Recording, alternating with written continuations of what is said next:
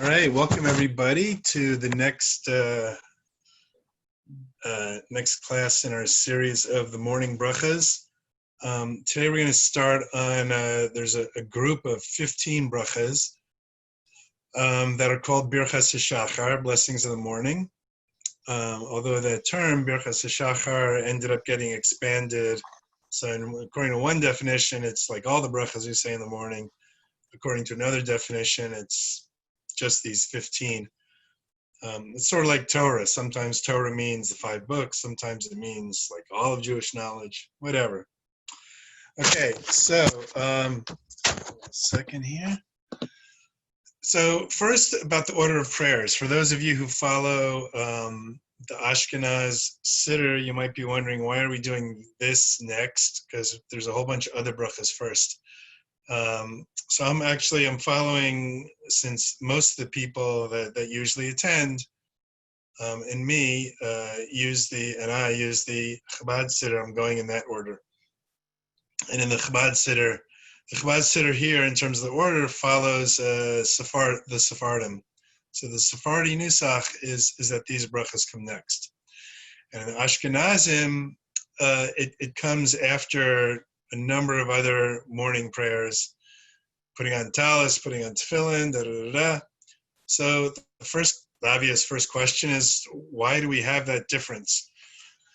The difference comes from the Gemara when it talks about these prayers to begin with. So I want to read just the beginning of the passage on the Gemara.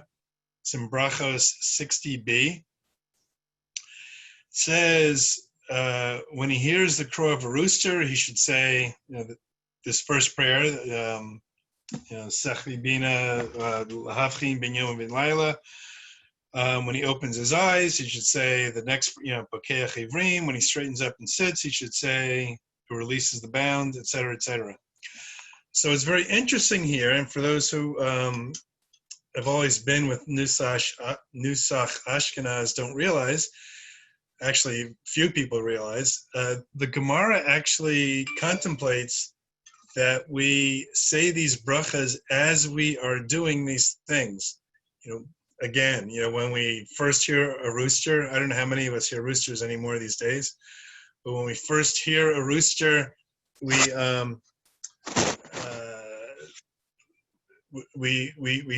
say the first prayer, and then we open our eyes, we say the second prayer, etc., etc. So there's two problems with that. Over time, there were two problems with that the rabbis, even as during the Gaonic times, so I'm talking like 8th, 9th century Babylonia, the rabbis recognized two problems. One is they didn't think it was so appropriate to mention Hashem's name without doing the hand washing.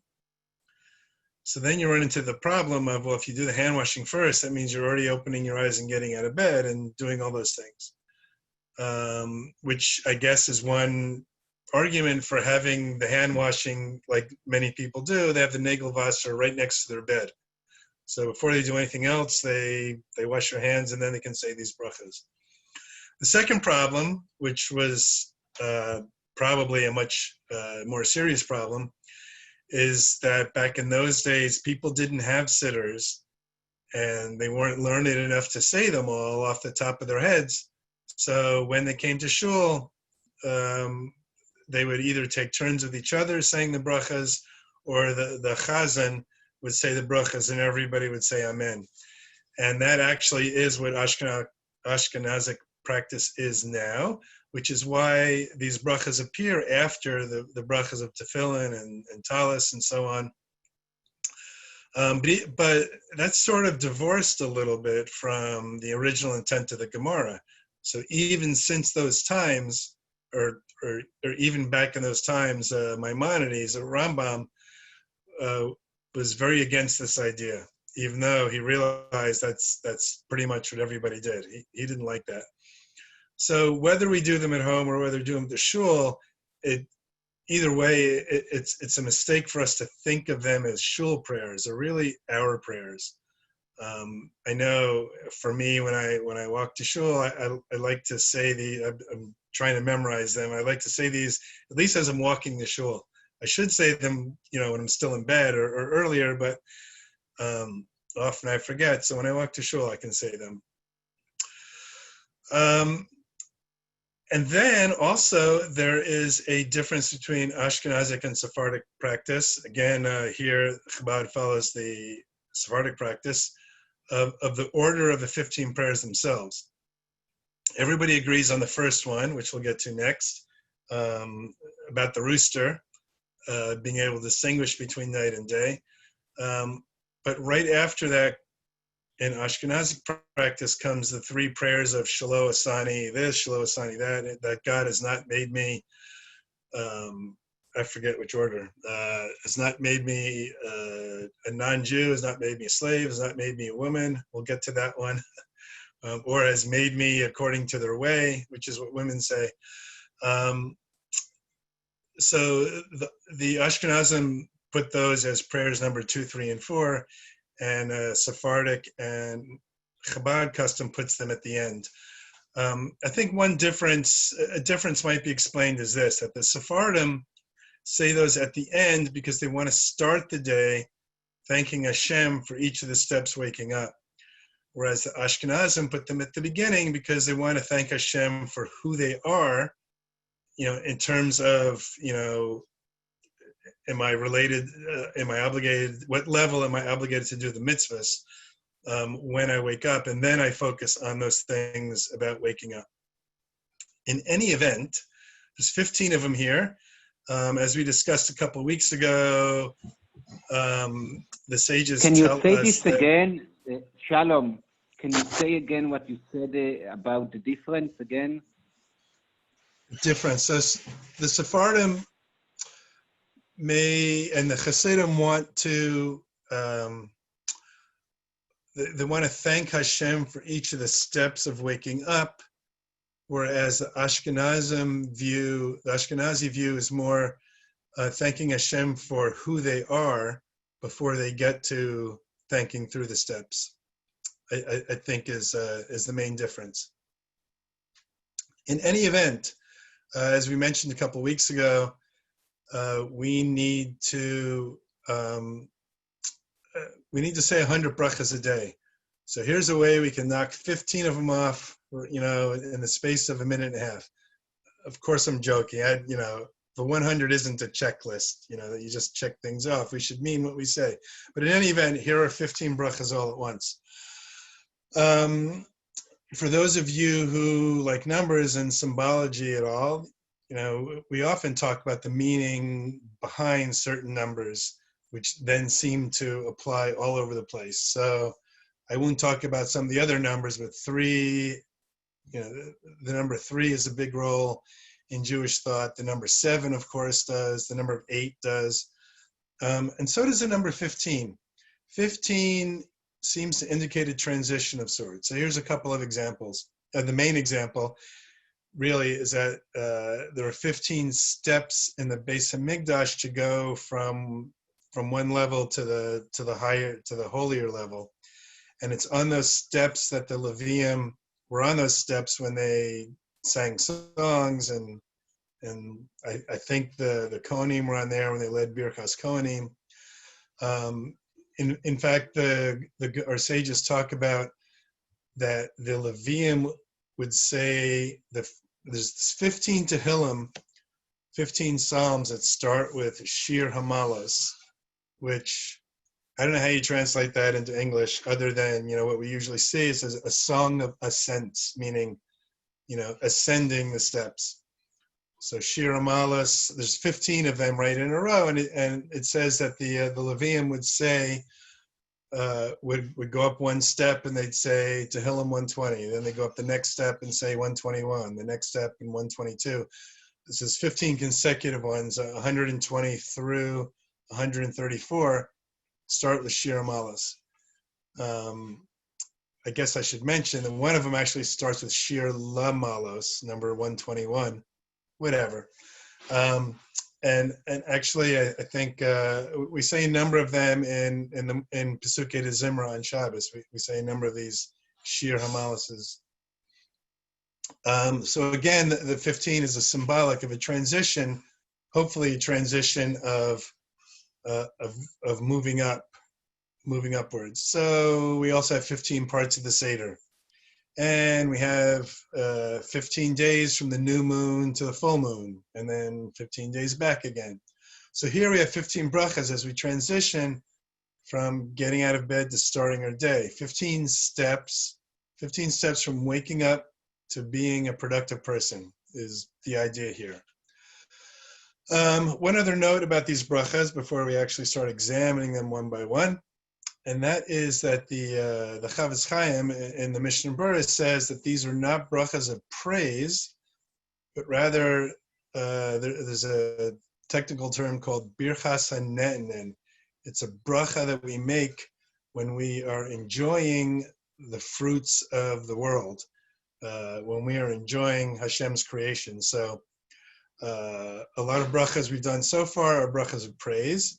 A Birkas HaNe'enin is the kind of bracha you make. Usually it's associated with a bracha you make before eating, right? There's the idea that in a way we're stealing a little bit. You know, if we just take an apple and eat it without acknowledging that it comes from Hashem, then we're sort of stealing. You know, we don't have permission to have that. So how does that work here? So, for example, when we get to the prayer, you know, who opens the eyes of the blind, the Mishnah Berurah's view is that we shouldn't enjoy the things that we see without Hashem's permission. It's just like taking an apple eating an apple without making a bracha. That's his view. So, what's the big deal? Who cares about one or the other? There is one halachic difference. The difference is this: with the Birkas HaNe'enin, you say the bracha before you experience it. So you say the bracha over the apple, and then you eat.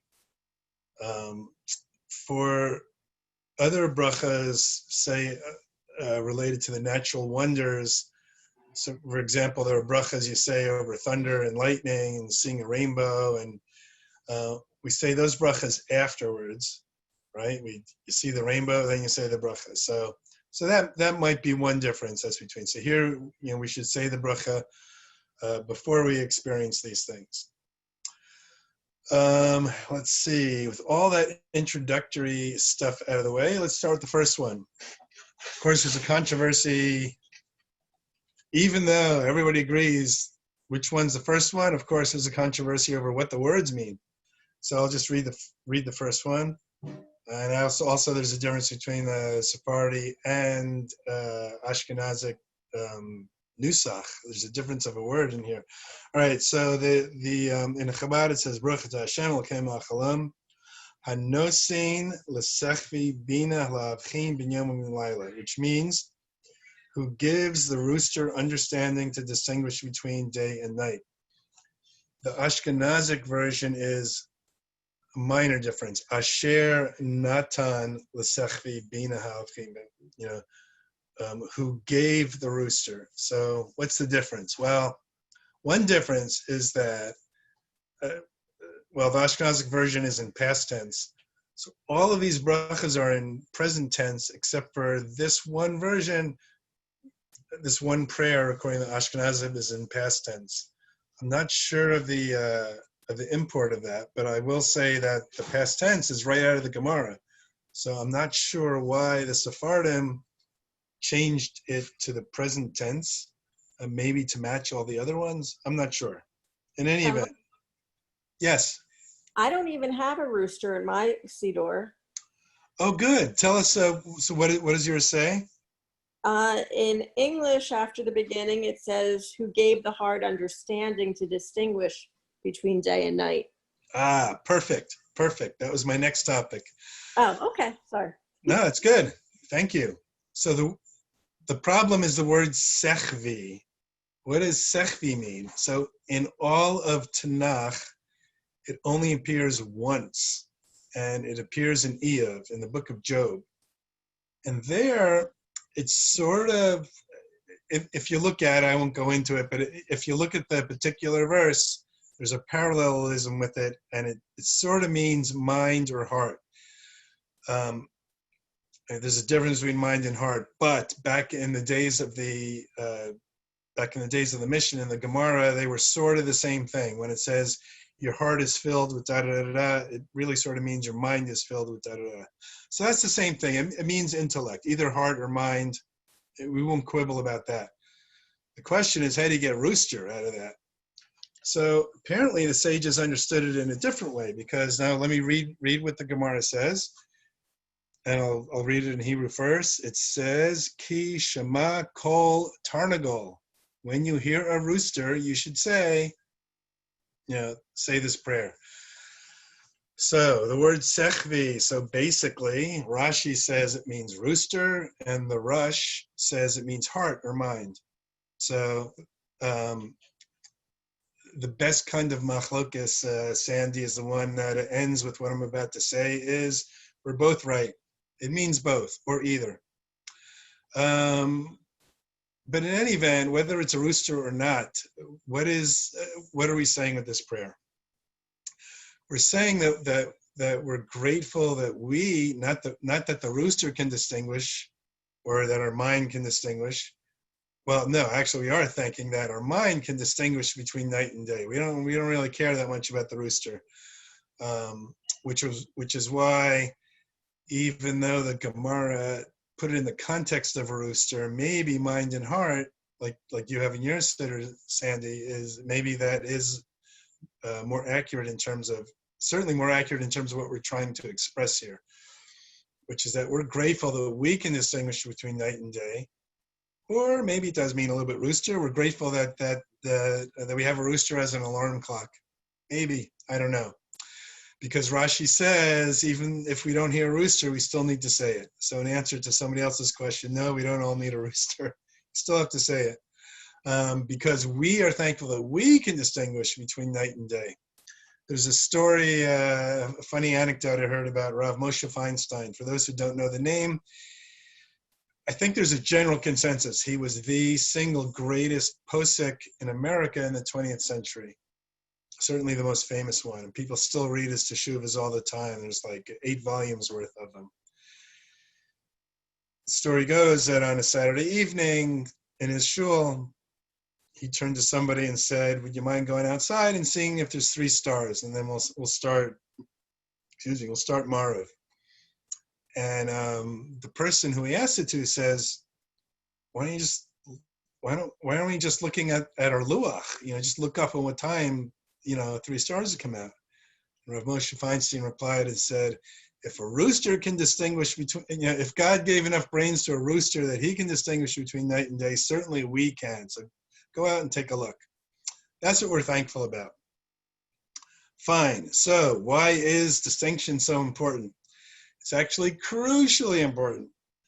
And here are 4 related but separate ideas of what we can think about if we say this bracha tomorrow, or 4 different, it's a menu item. You can take one of the 4 or all 4 ideas we can think about it in terms of what this distinguishing, what's so important about it, that it's the first one of these 15. And actually, you'll see that it's a common thought when there's a Jewish idea that all firsts, all beginnings are important. So whenever we look at anything on a deeper level, what is the first mitzvah in the Torah, or what is the first mitzvah given to the Jewish people, and why is that one first? And you can ask that question about a lot of things, and it's a valid question. So the same thing here. Why is this rooster one or mind one? Why is that the first one of the 15? So here are 4 different ideas about that. So pick and choose. So one is very simply a very optimistic one, that the dawn of a new day represents a fresh start and a new opportunity. Right? Whatever happened yesterday is past. Even just slightly deeper, things that are under the cloak of night, metaphorically speaking, brings on a little bit of anxiety and worry. Things aren't so clear, but there is hope and promise at the dawn of a new day. right? I mean, we all like see movies, right? When the sun's coming up and the birds are chirping, you know, it's like springtime, you know, a new season, a new day. So that's the first idea.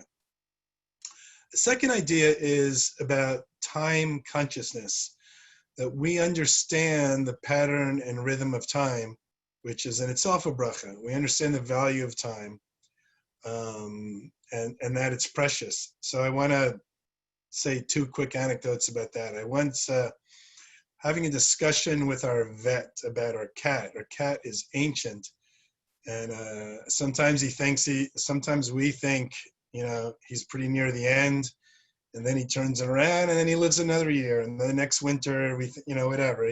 He's been going on. I think he's 19 or 20 years old now.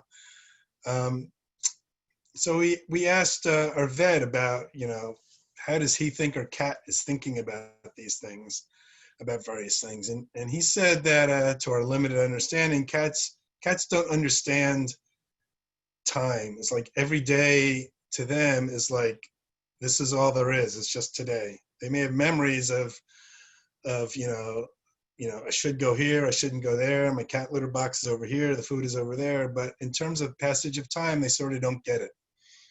I don't know if that's true or not, but it's something I think about, that, you know, passage of time is very acute to us. My second story about this is Rabbi Norman Lamb passed away a week and a half ago.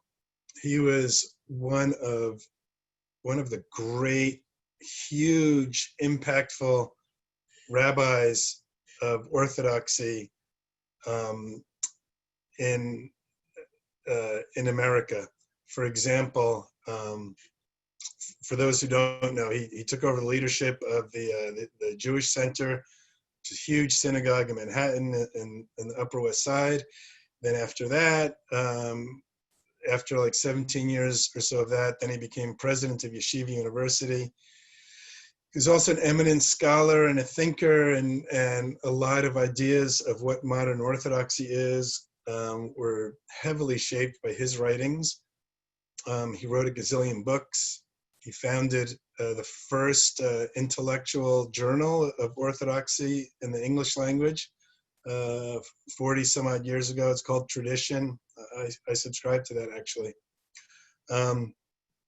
He was also, by the way, for those who know, let's see, Heidi Lamar's daughter, Sarah, is married to Shmuel Lamb, who is his grandson. So the grandfather, Rabbi Norman Lamb, who is, by the way, his brother, Rabbi Maurice Lamb, wrote a well-known book that a lot of families have, Mourning in Halacha. So this is the brother, Norman Lamb. And there was a 2-hour Zoom memorial service last week that I went to, and I learned, I knew of Norman Lamb, like most people who've heard of him know him, you know, by what you read in the press and what people say and this and that. But at the memorial service, a lot of the speakers were family members, and got to hear about the human side of him and the inside story on some of the things. And one of the stories told was how does a person get so driven to accomplish just so much? And the answer that it was his son speaking. His son said that when Rabbi Lamb was in first grade, a classmate of his passed away, and it really shook him up. And he always had a sense of, I don't know how much more time I have to accomplish something. So when he was a kid, he was thinking, you know, will he even make it to become bar mitzvah age? Will I accomplish something by then? And then at every stage of his life, he wondered if he would be able to make it to the next stage. So he was driven. He had an acute sense of time. Time's passing. Time is precious. And the worst thing in the world that we can do is, even the expression connotes a little bit of the badness of the idea, is killing time. To kill time is just a terrible thing. That's a gift that Hashem gives us, and we're just throwing it right back in his face, and we're killing time. So that's the second idea. So the first idea was the dawn of a new day, very optimism. The second idea is being conscious of time. The third idea, I was going to say I really like this. I really like all of them so far. The third idea is that just like we said, Asher Yatzar, to be thankful for a body, and then we said Elokai Neshama, to be thankful of our soul. This is the bracha that sort of expresses our appreciation, the fact that we don't take for granted our intellect, because our intellect is what makes us us. Yeah, we have a body. Everybody has a body. Yeah, we have a soul. The soul animates the body and helps drive us, but it's our intellect which helps direct everything and which causes us to grow. And our intellect is what enables us to distinguish between certain things and other things. So thinking about things, comparing, discerning, and actually, if you think about it, all of our growth comes from encountering something new and discerning that it's new and integrating it within us. And if that weren't true, we would all still have the intellect of a 1-year-old. But everything new that we learn, we integrate within us. We discern things, compare and contrast. What's new here? What can I learn from it? I mean, that's a very analytical way of describing what happens when we come upon a new experience. But in fact, we all do it subconsciously. You know, what am I learning from it? What does this mean? What's going on here? It's very interesting that this idea of discernment, which sort of relates to the word of Havdalah, right? To distinguish. There's a mini Havdalah prayer.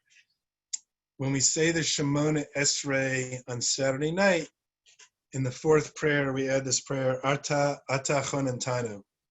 And that's sort of a mini Havdalah. We thank Hashem for giving us the ability to distinguish between night and day and Shabbos and not Shabbos. And in fact, it actually counts as a mini Havdalah of sorts.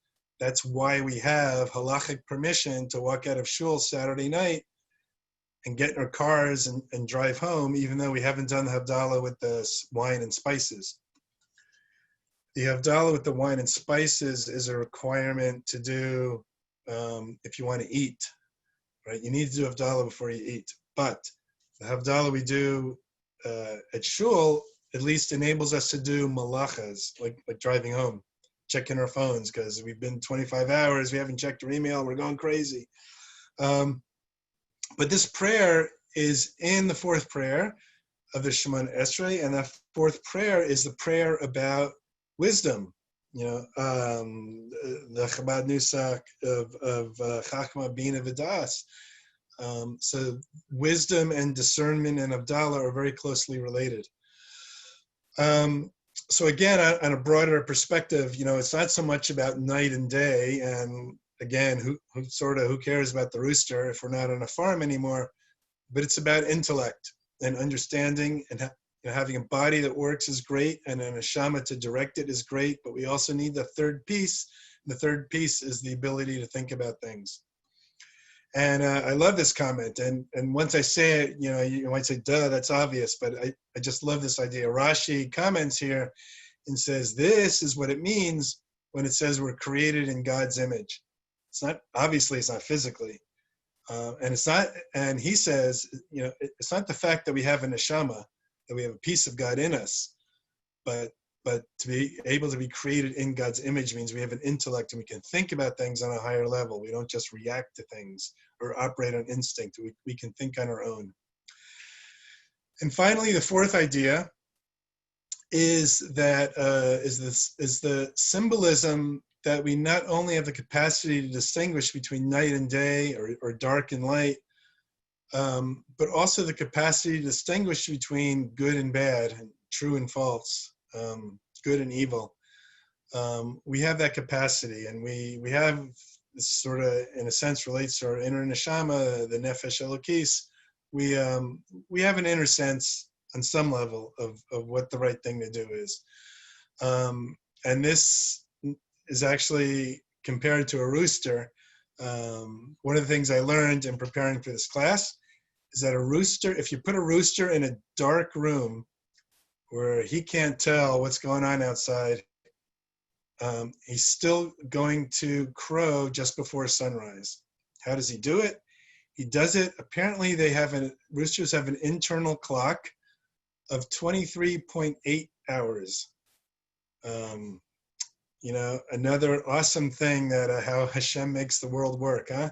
So a rooster is always going to crow before dawn, you know, whether the sun's coming up or not.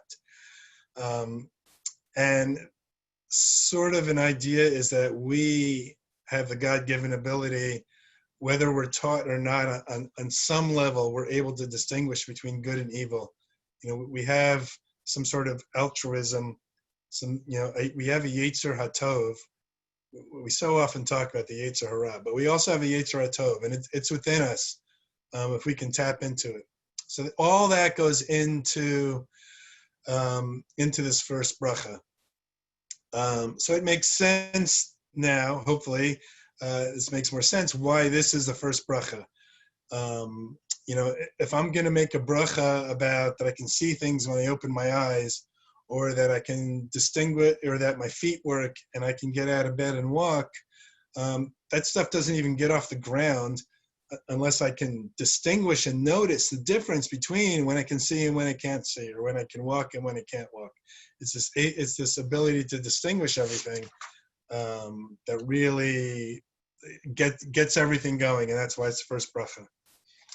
Okay, so in future sessions, we are going to talk about the other brachas. I am not going to spend a half hour on each bracha. It's just that we had a bunch of introduction here, and the first bracha had a lot of stuff in it. The next brachas are going to go much more quickly. And at some point, I don't know if it's one or two more sessions, we will get to the interesting brachas, you know, that God has not made me a woman, or that God has made me according to his will. Like, what's all that about? How do we relate to that? I'm looking forward actually to discussing that part. Let me also add one more thing. Let me stop the recording. I have a question.